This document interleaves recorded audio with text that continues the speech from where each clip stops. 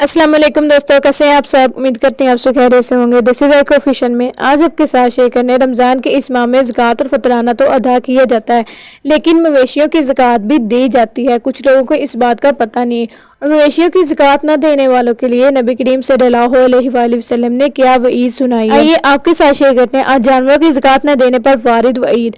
روایت ہے سیدنا ابو ذر رضی اللہ عنہ سے، رسول اللہ صلی اللہ علیہ وآلہ وسلم نے فرمایا، جو کوئی اونٹ، بکری اور گائے والا اپنے مال کی زکوٰۃ ادا نہیں کرتا تو اس کے جانور قیامت کے دن اس سے بھی بڑے اور موٹے بن کر آئیں گے جتنے وہ تھے، اور اسے اپنے سینگوں سے ماریں گے اور کھروں سے روندیں گے۔ جب آخر تک سب جانور ایسا کر چکیں گے تو پھر بار بار تمام جانور ہی کرتے رہیں گے ایسا ہی، یہاں تک کہ لوگوں کے درمیان فیصلہ کر دیا جائے۔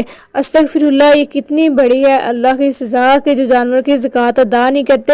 اللہ پاک نے جن کو جانور دیے ہیں نا، انہیں چاہیے کہ اپنے اس جانوروں کی زکوٰۃ بھی ادا کریں۔ دوستو پلیز میری اس حدیث کو لائک کیجیے گا اور میرے یوٹیوب چینل دیسی ذائقہ آفیشل کو سبسکرائب ضرور کیجیے گا۔ جزاک اللہ خیرا کثیرا فی الدنیا والآخرات۔